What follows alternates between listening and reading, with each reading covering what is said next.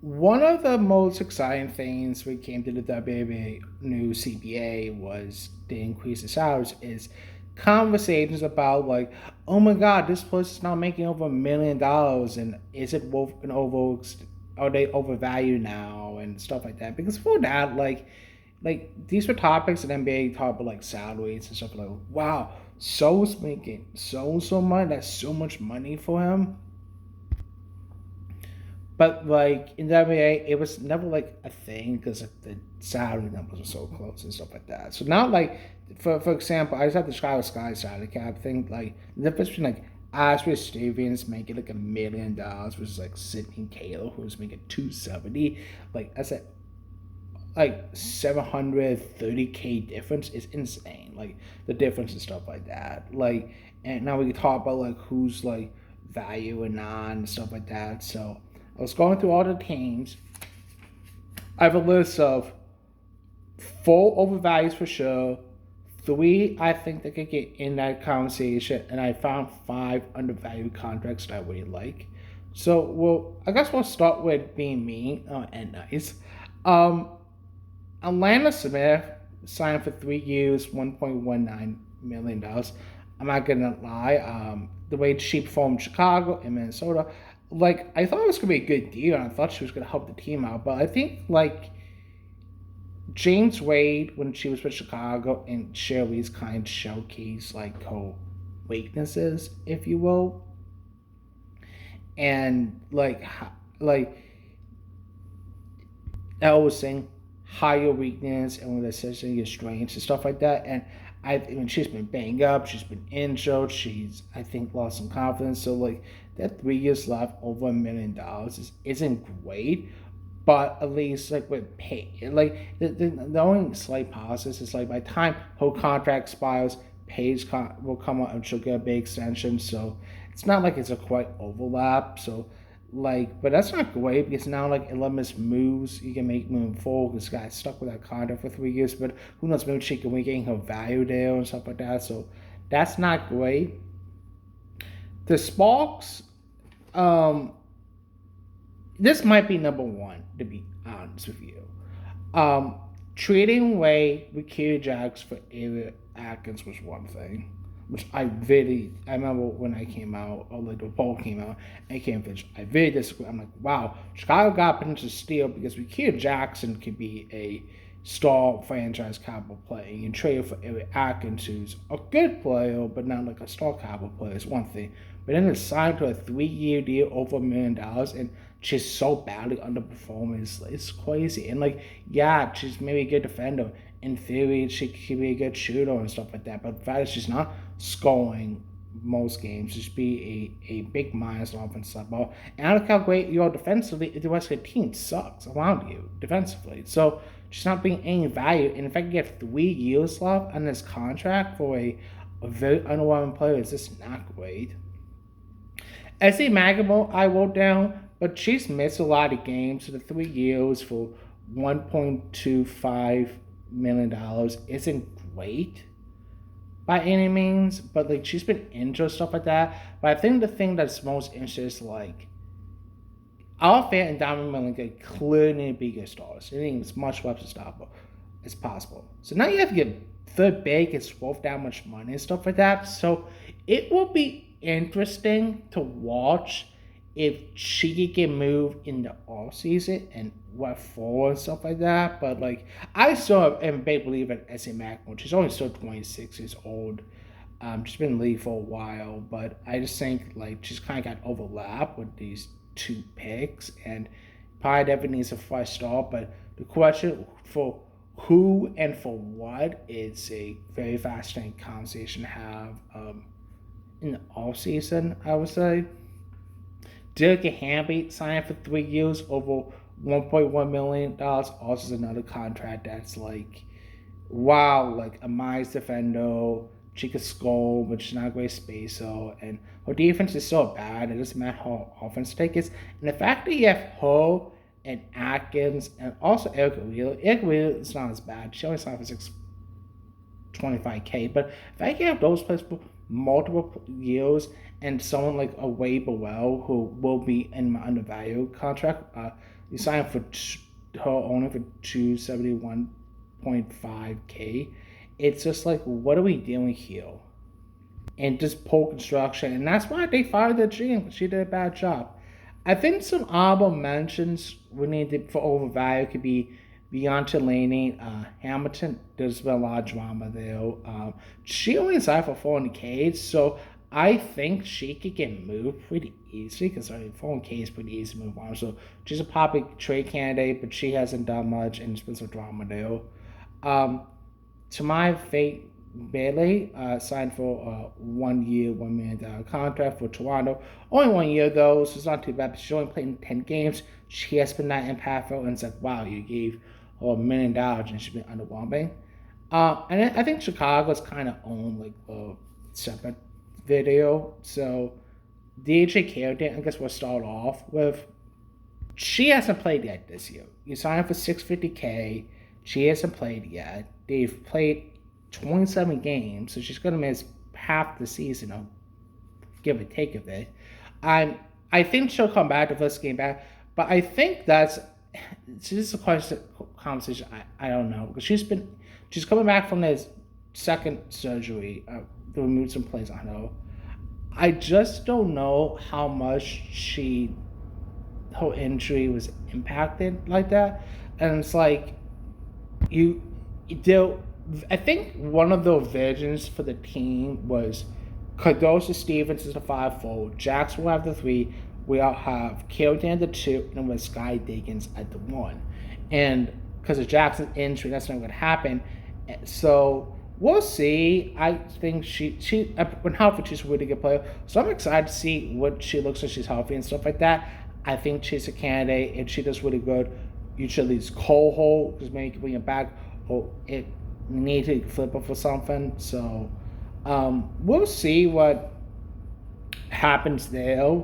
And then I know there's some probably so I got this idea from the WNBA No All Season podcast from The Athletic, and I listened to it. I kind of disagree. They mentioned Sky Diggins Smith. I think Sky Diggins, God, for years I had trouble with the Diggins Smith name because I used to Diggins, and now I gotta get back to what it was. Because I finally got used to Diggins Smith, now I get back to Diggins. Okay, Sky Diggins. They said she was overvalued. She's done a really good job. I don't know why the coach, Tyler Mulch, wanted to move her to the bench, especially Courtney Vance not being healthy yet. It's like, yeah, keep her as a starter. Now maybe, hey, because of how great Sydney is, we need a scoring punch of the bench, so we want you to run with the second unit. I know those comments, like, it was not a great look. She's a veteran. She knows better. She should not have done that social media post. Like, she's better than that, but I think she's performed really well, and she's doing a knee injury too, apparently. If that's the case, then okay, but I think she's performed well, so I don't consider that an overvalue. And who knows, they can flip her and stuff like that. And then Elizabeth Williams for $600K wasn't a great value play too, but she's performed better lately. I think that's the hitch thing really bothers me. She's got like this weird, like, when she has like this like weird like hitch thing before she goes, and it's kind of new. It happened last season. She's never done that before last season, and stayed the same.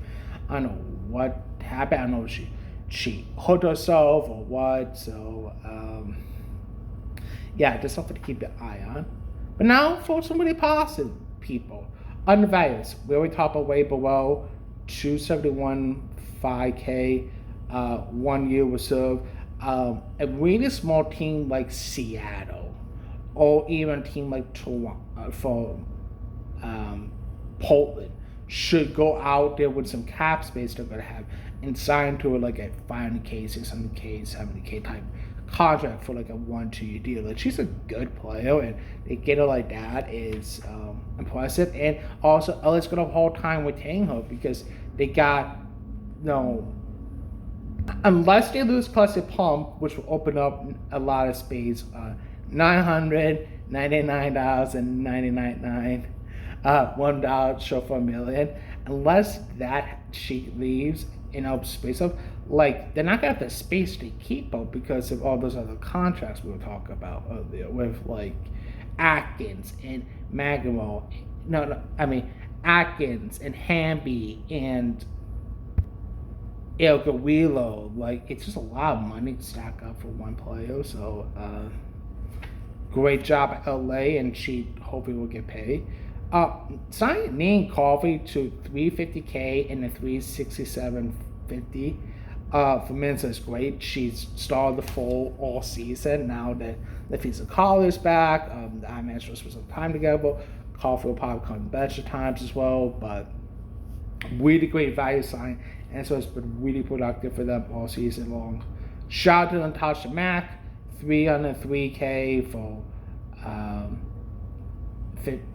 $303 $600K contract, and decreased value to a $289 is awesome. She's been really productive for them. She's been impactful for them when she's not playing. It hurts. So really good 2-year value deal for them and a building piece moving forward for them.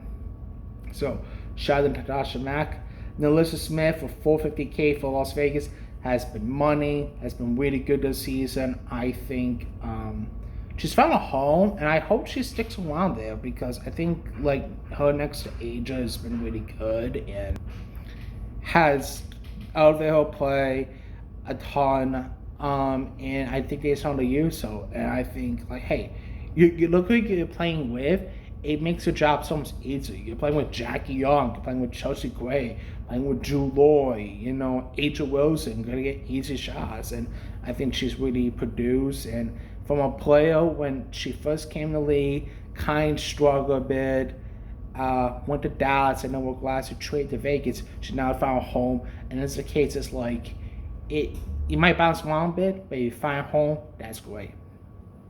And by far, the best undervalued contract in the whole league is Sydney Taylor. The fact that no other WNBA team even bother to just be like, hey, we're interested to give you a training camp contract is insane. I remember her a little bit at Louisville before this past season with this guy. And she was like a interesting player, but like nothing like the brag about. She was a little inconsistent at Louisville, to be honest with you. I don't remember her a year, man. So watching her in the preseason was my first experience with her. And you can just tell with her bounciness and her explosiveness and her ability to get to the rim and finish and get to a spot, and also by she could shoot on top of that too. It's like unbelievable. And to see like she kind of like was struggling with and she seems a lot more athletic too. I, for the past couple weeks, have gone back and when I've had some free time and watched some whole team at Louisville especially, and like she was not this level of athlete. So the fact she got way more athletic is a great thing. The fact that her decision making from driving is great, and she can like drop points at a dime. She's finishing at a high level, and now her shooting has come along ever since she's been named a starter. It's great. I think she's got such a crazy great upside. She's a building block for sure for Chicago. I agree with Hunter, who makes YouTube videos. Check it out. I agree with him. Like, she is the best signing move. They honestly, for me, probably since James Wade left them. Because that offseason, like, that was the offseason to trade for WNBA too, for draft picks. And ever since then, like, they've done some like nice stuff, but nothing great. And even the Angel Reese pick was great, but they didn't have train her.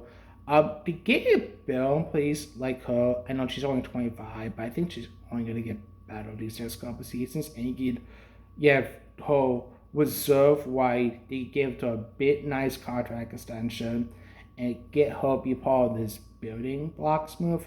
Because in my opinion, her and Ricky Jackson are the only two, like, for sure building blocks. I like everyone else on the roster in vacuum. I just don't think they all completely make sense, which maybe it's why they've kind of struggling in some of these games. But she's been not only the one of the best stories. She's by far been the best contract in the league, and any other team in the league could have had her. And man, it could be such a difference if any other team had her for 270K. I mean, they need to be head scratching themselves. Like, how do we miss this? And how do we even get her? Like, even for the Sky, like, she should have gotten a training camp invite last season. She put the numbers. She was good enough for at least a training camp invite. So the fact she didn't get that, and the fact that she only had one invite, and a pretty late invite too, from Sky is pretty crazy, and the West League should be kicking themselves. And that's by far the best positive news all season for Sky is that Sydney Taylor's really good. She's on for 270K, and she should be a build block for them for a really, really, really long time.